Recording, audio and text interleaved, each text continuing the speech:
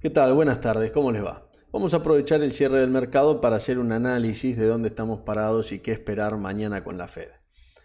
Vamos a repasar algunos datos importantes. Esto es lo que veíamos hoy en el Morning Call, o sea, no me voy a detener mucho en esto, pero básicamente tenemos un mercado de real estate que lo estamos viendo débil, lo estamos viendo a la baja, el sentimiento de los vendedores está a la baja, están esperando que los precios sigan cayendo. Vemos que las tasas de las hipotecas a 30 años están superando el 6%, llegando a una tasa del 6,42, tasa fija, ¿no? Entonces, eso es lo que nos está produciendo en este mercado, es suba de tasa de hipoteca, genera obviamente que los precios sean más altos, con lo cual eso presiona los precios a la baja. Entonces, altas tasas, precios a la baja, vendedores descontentos que tienen que esperar, stocks de propiedades sin vender que se van incrementando, a su vez va presionando los precios a la baja y bueno, tenemos ese combo en el mercado de real estate que es un leading indicator, ¿no? Es un indicador que se adelanta a lo que va sucediendo en el mercado. En paralelo a esto tenemos que este fue el primer mes en décadas en donde tenemos precios mes sobre mes a la baja, fuertes, acá lo vemos marcado, desde el 2011-12 que no veíamos esta situación. Eso en cuanto al mercado de real estate. Luego lo que tenemos es el mercado de tasas y probabilidad de recesión. La probabilidad de recesión cada vez es más alta, para algunos ya es una certeza, entre los cuales me incluyo, pero bueno, las probabilidades y las encuestas nos están dando esto, cada vez vemos un pico cada vez más alto en este sentido. Este es el gráfico que estamos viendo en ahora. Luego lo que estamos viendo es una suba en el mercado de bonos, que se mantienen bastante firmes los bonos, de corto plazo siguen subiendo, lo que genera que tasas de corto plazo siguen subiendo, tasas de mediano y largo plazo, 10 años, 30 años, si bien están subiendo, suben menos, con lo cual la curva se invierte cada vez más. Esa inversión de la curva está dada por la falta de liquidez en el mercado, que es lo que está haciendo la Fed subiendo las tasas, y lo que está produciendo es esta inversión de la curva cada vez más profunda. Hace una semana veíamos la tasa a 2 años en 3,60, un poco más de 3,63 la estábamos viendo, y hoy la estamos viendo por encima de 4. Casi 40 basis en una semana estamos viendo de aumento, lo cual obviamente es mucho. Si miramos la tasa de los futuros de la Fed, la tasa implícita de estos futuros, lo que vemos también es un incremento de 3,90 a casi 4,5 en una semana. Esto venimos viéndolo desde la zona de 3, que lo veíamos bastante firme. Bueno, se está dando. Si ustedes se acuerdan, en mayo yo había escrito uno de los primeros entregas del newsletter, en donde mencionaba un poco la visión de mercado que era un poco esta, básicamente. Que la estimación del mercado era que la Fed iba a subir las tasas, que esa estimación se iba a ir ajustando. Bueno, hoy lo que estamos viendo justamente es eso. Es un mercado que cada vez... la primera duda era si la Fed iba a subir las tasas y si se iba a mantener firme en esa suba de tasas y hasta qué punto. La Fed está dando señales, las suficientes señales como que se va a mantener firme, entonces el mercado ahora empieza a pricear de que esto de la Fed va en serio y de que pareciera ser que no va a aflojar antes de tiempo. No se sabe en qué momento, no se sabe si el objetivo real es el 2%, si va a llegar al 2%, si el mercado afloja mucho, si va a frenar esta aceleración, esta agresividad en la suba de tasas. Eso siempre es un riesgo latente, eso no se sabe, es incertidumbre. Pero lo que sí es el mercado antes estaba asumiendo que la Fed iba a ser demasiado laxa en esta suba de tasas. Hoy, si miramos las estimaciones de Goldman Sachs, nos está diciendo que la Fed va a subir 75 basis mañana y luego tenemos las otras dos subas antes de fin de año con 50 basis para llegar a una zona de 4, 4,25. Como tasa terminal 4,5 es lo que estima hoy el mercado, de manera implícita en los precios, ¿no? Mientras tenemos algunas estimaciones que nos están indicando que esa tasa terminal podría estar más cercana en 5. Esas estimaciones son de Deutsche Bank principalmente.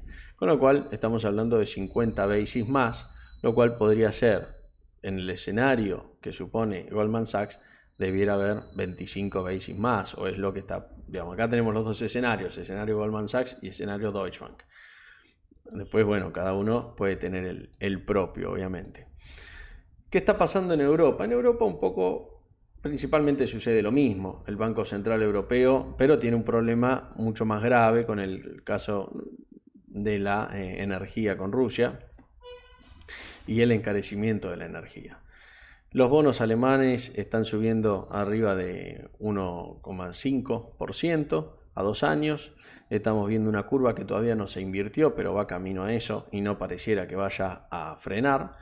Con lo cual acá hay una operación de valor, a mi entender, que es apostar por los bonos cortos, o sea, apostar por la suba de tasas, ¿no? O sea, en corto con los bonos cortos.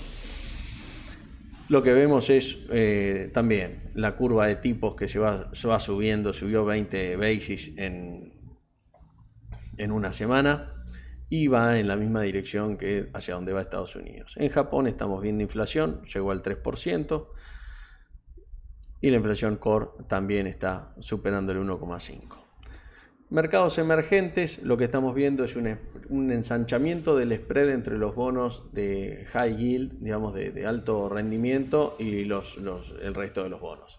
Lo que está sucediendo es que el mercado, los inversores están prefiriendo bonos más seguros y se están alejando de estos bonos de alto rendimiento, que son, bueno, los que están pagando arriba del 10%.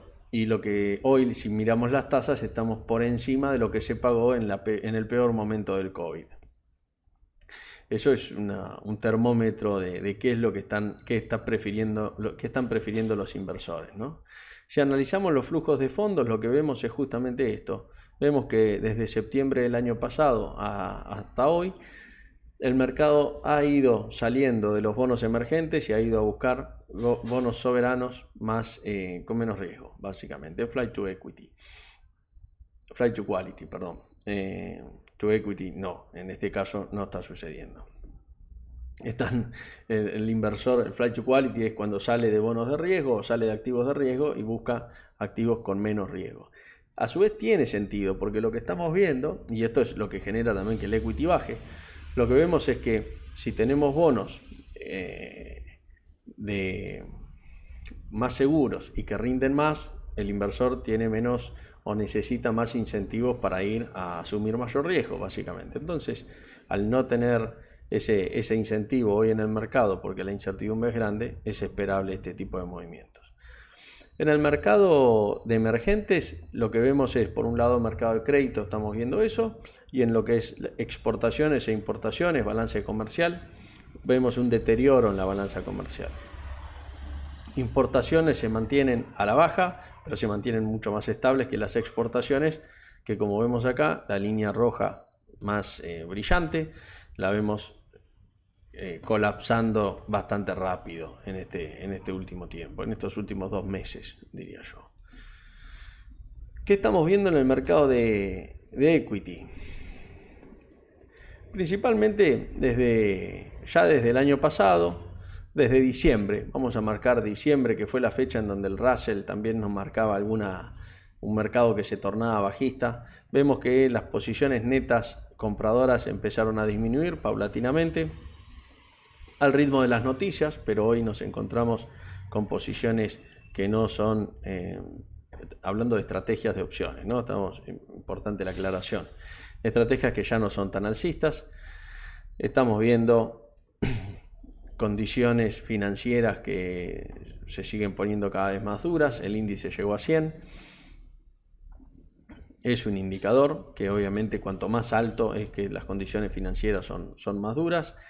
La semana pasada vimos un volumen inusual en opciones put, eso lo vamos a ver en profundidad en breve, pero es importante marcar que estos put, lo que significa, cuando nosotros decimos hay más puts o vimos un volumen inusual, vimos un open interest al alza, el open interest, como ustedes saben, es la cantidad de contratos abiertos que hay en un contrato de futuros o de opciones. Entonces, que suba el Open Interest lo que significa generalmente es que los inversores están buscando coberturas.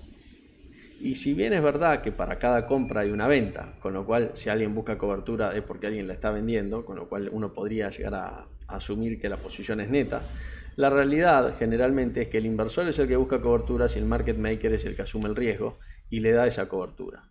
Pero el inversor es el buy side, digamos, es el que genuinamente va a buscar coberturas. Y el otro, bueno, lo que hace es le da liquidez en esa cobertura, le pone un precio a ese seguro y eso es lo que indirectamente, cuanto más inseguridad tenga o incertidumbre tenga, va a valorizar un poco más alto ese seguro y eso va a hacer que la volatilidad implícita a su vez suba. ¿Qué estamos viendo a nivel general en el mercado? Si seguimos viendo los flujos, lo que vemos es que del equity salieron...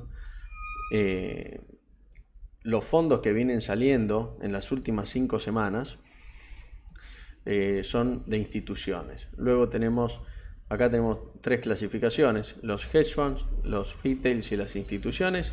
Y las instituciones son las que estuvieron saliendo más activamente del equity. Básicamente las posiciones largas que se vendieron fueron por un valor de 51.200 millones. Esto es en las últimas 5 semanas hasta la semana pasada, ¿no?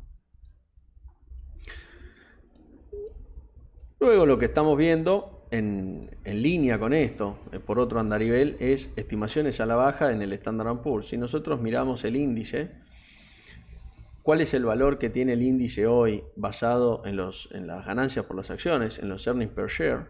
Lo que vemos es que está por encima de la tendencia media. Pero esto por un lado, esto nos indica algo importante, y por otro lado lo que estamos viendo en la situación que estamos de mercado hoy, hay algunos que están hablando o que están, digamos, yo creo que sobrevendiendo la idea del promediar a la alza porque el índice va al alza, ¿no? Porque uno compra y le va bien. Y no es tan así. Uno no compra y le va bien. Vamos, hay momentos en donde uno compró y después el mercado recuperó y le fue bien. Y hay momentos donde uno compró y el mercado tardó 10 años en igualar el precio donde uno había comprado. Y eso es importante tenerlo en presente. El que compró en el año 2007, por ejemplo, el índice, el Standard & Poor's, no solamente se comió la crisis del 2008, la del 2009, que hizo piso en marzo por esa fecha, sino que después cuando llegó al nivel que había comprado, habían pasado 5 años y volvió a caer. Y tuvo que esperar recién hasta el 2013, más o menos, 13, 14 para recuperar. Y ahí, bueno, tiene el costo de oportunidad de haber esperado 7 años para estar igual que antes. Con lo cual, no es gratis esto de comprar que total esto sube. Digamos, esa estrategia tiene sentido en algunos activos, en bonos, de alguna forma, pero hay que entender bien que no es comprar que total sube porque ayer estaba más alto y hoy bajó el 20%. Puede el mercado, si estamos en un escenario de estanflación o de recesión, si el mercado se mantiene en esta situación, puede estar lateralizando durante 5 o 8 años, tranquilamente. Con lo cual, no digo que lo vaya a hacer, pero digo, no es tan sencillo como comprar que seguro ganás. No la veo tan así. De hecho, miren el ejemplo de Argentina, por ejemplo. Hoy Argentina, todos, bueno, que sube, que el bull market, es verdad, ¿no? Innegable que está subiendo, innegable que hay una recuperación, al menos en el mercado. Pero el que compró en la época de Macri está todavía, le falta bastante para recuperar. Y en términos de dólares ya ni hablemos. O sea, porque, bueno, asentarse. Entonces, eso me parece que es importante hacer esa aclaración. ¿Por qué digo esto?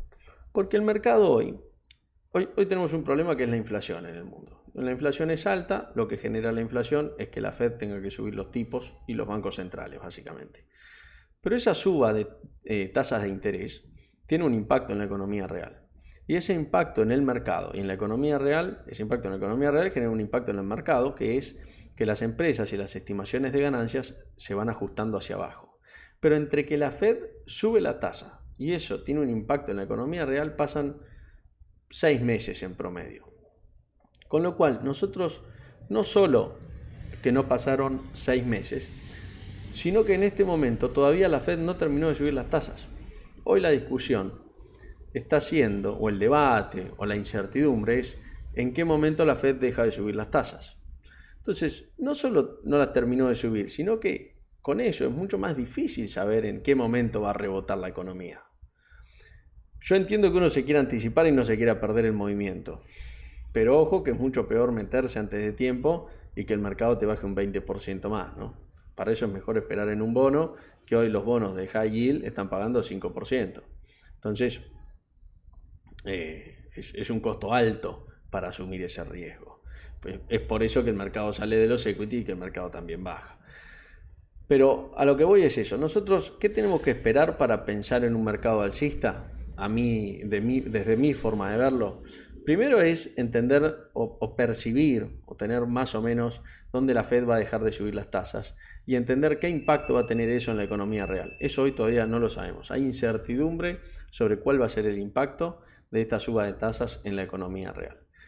Y una vez que tengamos eso más o menos visto y analizado, podemos entender dónde puede haber un piso de mercado. Seguramente el piso no lo vamos a ver. Si lo vemos de esa forma, no vamos a agarrar el piso, el momento exacto. Es muy posible, si lo hacemos mejor, pero es muy posible que no lo agarremos. Pero también es muy posible que no nos comamos los mínimos del mercado comprados, ¿no? Entonces, bueno, vamos a seguir con las estimaciones del mercado de crédito. Lo que decía recién de los bonos high yield, cómo están los corporativos, cómo están, no los high yield, perdón, cómo están los bonos corporativos de Estados Unidos cotizando alrededor de un 5%. Luego tenemos que obviamente esta suba en las tasas de los bonos lo que hizo fue que este año fueron las pérdidas en renta fija fueron realmente extraordinarias y fueron drásticas porque toda esta suba de tasas tiene su contrapartida en una baja del precio de los bonos y esa baja del precio de los bonos, pérdida de patrimonio, ¿no?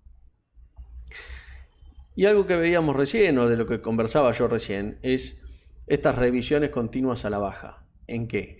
Revisiones continuas a la baja en PBIs de países, en ganancias de empresas y alzas y alcistas en cuanto a la inflación. Con lo cual estas revisiones todavía se están viendo, son continuas y es lo que estamos viendo acá. En este sentido estamos viendo revisiones a la baja en el PBI y acá estamos viendo revisiones al alza en inflación. Por otro lado, lo que sabemos es que en el mercado de bonos corporativos se está viendo menos emisiones porque lógicamente al incrementarse los costos de financiamiento estamos viendo un mercado mucho más tranquilo que lo que fueron otros años en cuanto a emisiones primarias. No hay inversores con apetito de asumir riesgos y para asumir ese riesgo piden más tasa y por otro lado a las empresas se les encarece mucho el crédito. Si lo ajustamos por inflación, acá tenemos la curva, como cae drásticamente la curva de los bonos a nivel global. Ahora vamos a darle una mirada a el mercado, al Standard & Poor's, básicamente pensando en la reunión de la Fed mañana y bueno, intentando analizar cuáles son algunos niveles interesantes o que tendríamos que tener en mente. ¿Qué vimos estos días? Ayer, hoy.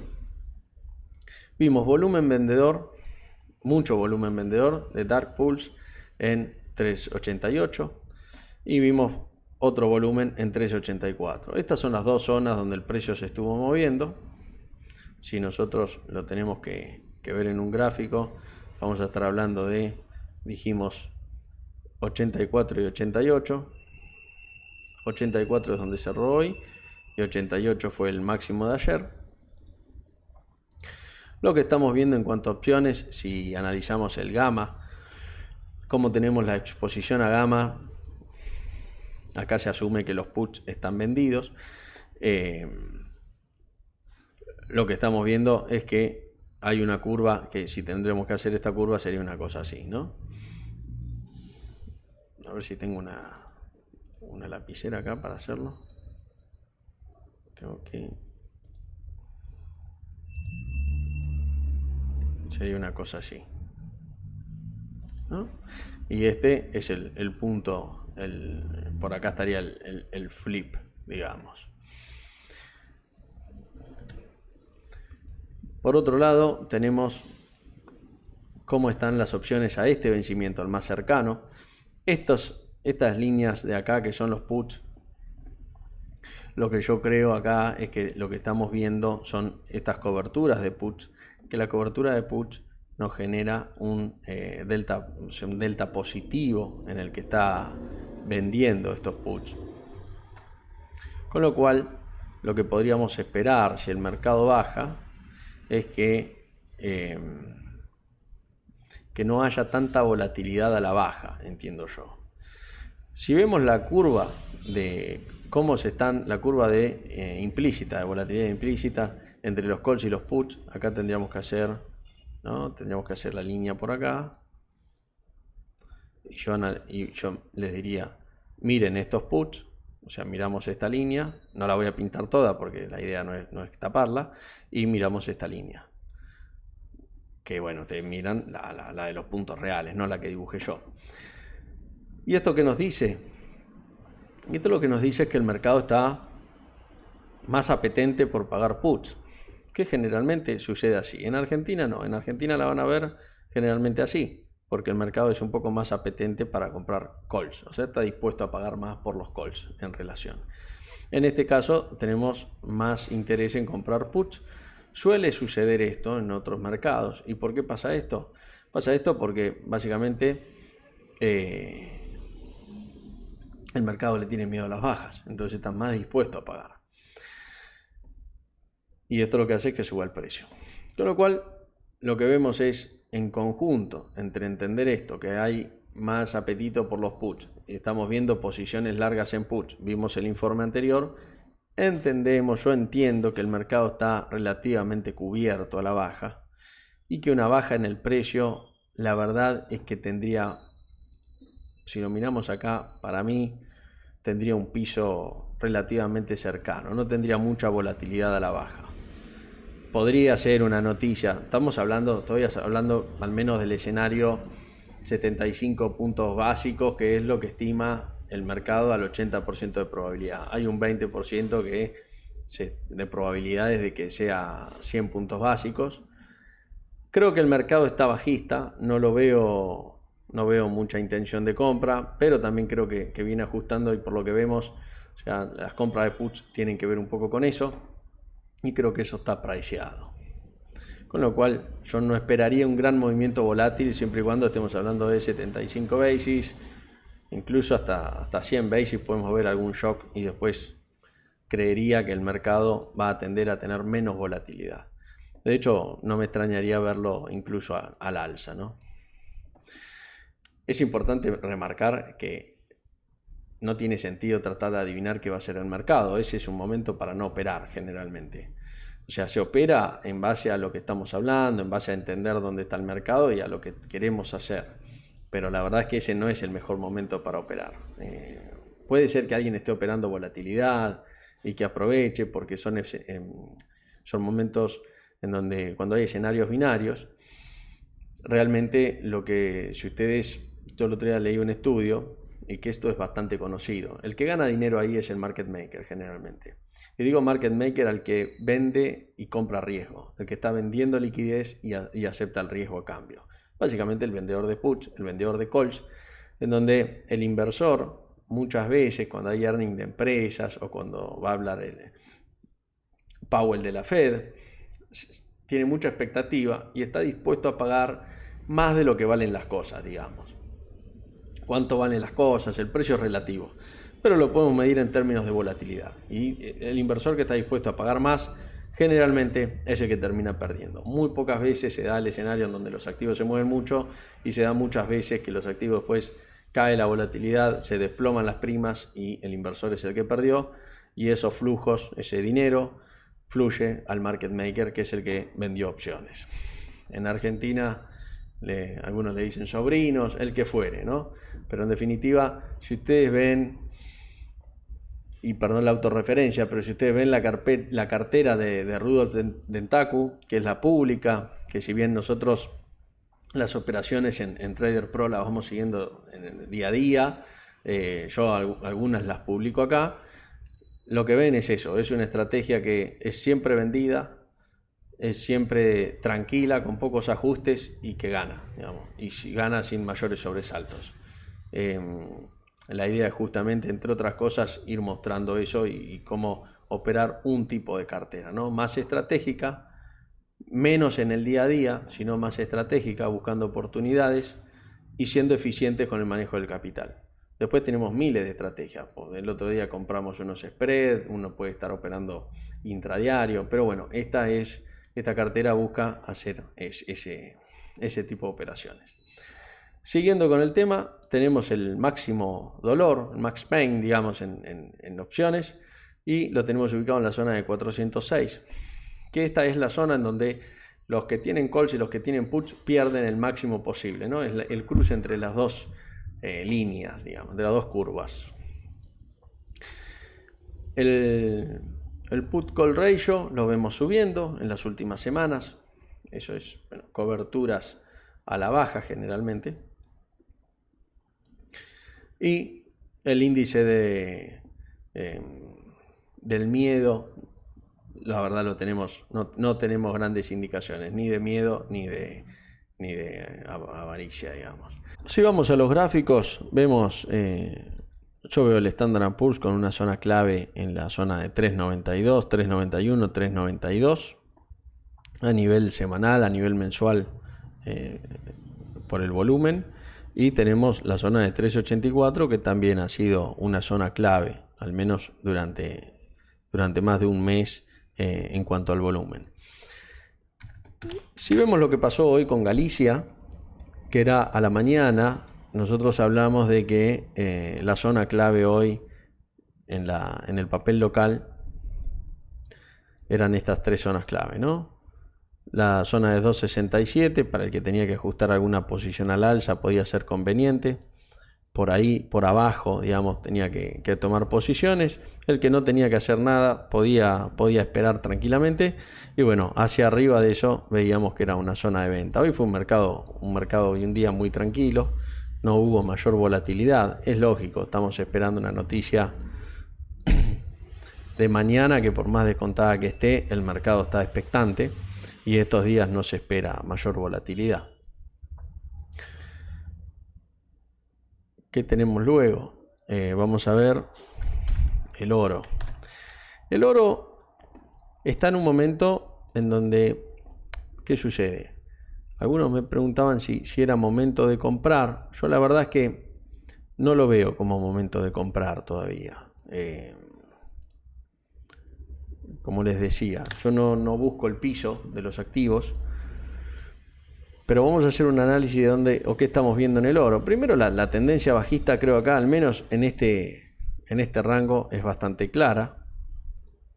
Yo no dudaría de esta tendencia, ¿no? Si nos alejamos, vemos que estamos en una zona que podría llegar a ser un soporte. Es una zona de soporte esta, que puede ser esta en realidad. El amarillo se ve poco, vamos a oscurecerlo un poco. ¿Listo? Esta sería la zona de soporte. Pero acá hay algo que es importante, que es qué sucede con las tasas. Mientras las tasas sean positivas y estén presionando a la baja, estén firmes, es difícil que veamos una reversión en el oro. ¿Qué esperaría yo? Yo esperaría ver al menos que las tasas encuentran un techo, aunque sea en el corto plazo. Si encuentran un techo más sólido, mejor. Y ahí buscaría operaciones en el oro al alza. Generalmente, como digo, ahí nos vamos a haber perdido el mínimo, pero vamos a estar viendo un movimiento mucho más sólido, mucho más firme desde la concepción. Entonces, ¿qué esperar? Que las tasas dejen de estar firmes y sigan subiendo. Esperar un piso en el mercado del oro, puede ser un rompimiento. Acá vamos a las señales técnicas, puede ser un rompimiento de tendencia, puede ser algún volumen que veamos inusual a la baja, puede ser una falta de oferta, Hay diferentes señales que podemos utilizar. Ahí depende un poco de la predilección de cada uno. Yo uso las mías y bueno, cuando las vea las pasaré. Hoy la verdad es que no veo nada. Lo que veo es un poco de falta de oferta, pero tranquilamente eso se puede dar vuelta. Yo esperaría alguna señal adicional. En el crudo, ¿qué estamos viendo en el crudo? Una situación parecida. Vemos una tendencia bajista. O sea, parecida me refiero al mercado en general, no al oro. Tendencia bajista, que si bien acá podemos decir que esta línea se rompió, yo no le doy mayor importancia a estas líneas, sí a los niveles de precio. Y hoy lo estamos viendo en 84. Por ahora no pareciera tener ninguna señal de recupero ni de reversión. Hay que ver qué pasa con el crudo, porque el crudo obviamente presiona a la gasolina y a los subproductos presionan a la inflación y se genera ahí un círculo vicioso complicado. El gas natural, que el gas natural lo vemos bajando desde máximos, en Europa sucede lo mismo. Y acá sí hicimos alguna buena operación. Y el mercado está ahí. La plata por ahora hizo un mínimo y todavía no lo rompió, pero también un mercado que tiende a estar débil en este sentido. Y el que está lateralizando es el cobre. El cobre tiene una relación más con lo que es la industria. Cobre y acero tienen más que ver con la industria. Yo creo que esto es una corrección y que lo podemos seguir viendo bajista. Hay que ver cómo impacta la recesión en este producto y hasta qué punto está priceado, ¿no? Cómo se van a mover los stocks de cobre y de aluminio. La soja otra vez hacia el techo del canal. Tocamos acá el POC que habíamos definido y otra vez se fue hacia el techo del canal. Está a muy poco de superar el área de valor de la zona superior de este canal que marcamos acá. Con lo cual acá la operación sería un poco un copy-paste del anterior, ¿no? Vender algún spread en la zona superior y esperar la vuelta a la media. El maíz, que tiene alguna diferencia en este sentido con la soja porque está dando señales alcistas, las condiciones del maíz se están complicando a nivel global, con lo cual es esperable que, o yo no esperaría, mejor dicho, una vuelta al canal, sino que lo veo más firme, lo veo más alcista que otra cosa. Ya lo veníamos diciendo eso las últimas veces, yo acá lo veo más para operar al alza. Y el trigo, con el ruido nuevamente en la guerra de Europa y Rusia, digamos, Ucrania-Rusia, ahí, y la guerra comercial es el que, bueno, tiene más ruido por las noticias, ¿no? También. Vamos a ver la tasa 10 años, este es el futuro del bono a 10 años, y vamos a ver la de 2 años. Que bueno, lo vemos en una tendencia francamente bajista, ¿no?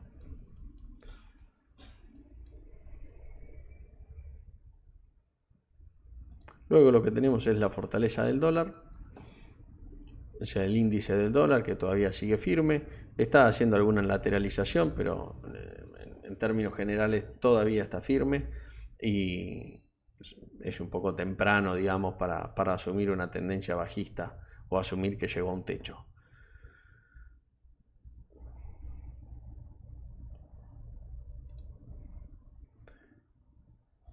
Luego tenemos, vamos a ver, XLE, que es el sector de energéticas. Tenemos EWZ, mercado lateral, lo venimos diciendo hace un tiempo ya, yo lo sigo viendo lateral este mercado. El de financieras lo veo, creo que se va a debilitar y creo que lo veía bajista en esta zona. En esta zona esperaría, pero siempre más bajista que alcista lo estoy viendo.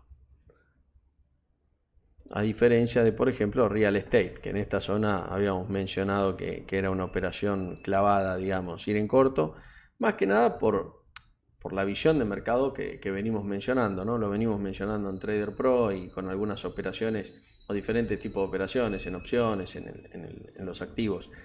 Si nosotros creemos que el indicador de real estate es un indicador leading que nos marca hacia dónde va el mercado y creemos que está débil y que se va a caer y no operamos en corto XLRE, que es el ETF de real estate, bueno, estaríamos generando una incoherencia, básicamente por eso, o principalmente por eso. Y luego, bueno, si nosotros sabemos que el indicador líder es real estate, también lo va a hacer a la hora del recupero posiblemente, y atrás de real estate van a venir el resto de los sectores, ¿no? De los sectores que tengan que ir cayendo de acuerdo a la dinámica de cada sector, básicamente. Emerging Markets está débil también. Parece que rompió este canal a la baja, hay que ver si lo consolida, pero este canal a la baja estaría roto, digamos, la señal de rotura. Este canal de muy corto plazo, ¿no? Es esta zona de acá específicamente.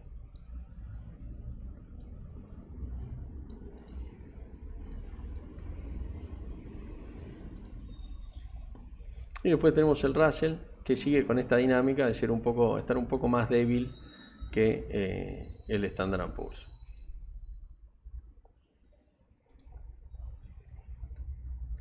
Acá, estos 3 días entre el Russell, el Standard & Poor's, el Dow Jones, tuvimos figuras muy similares.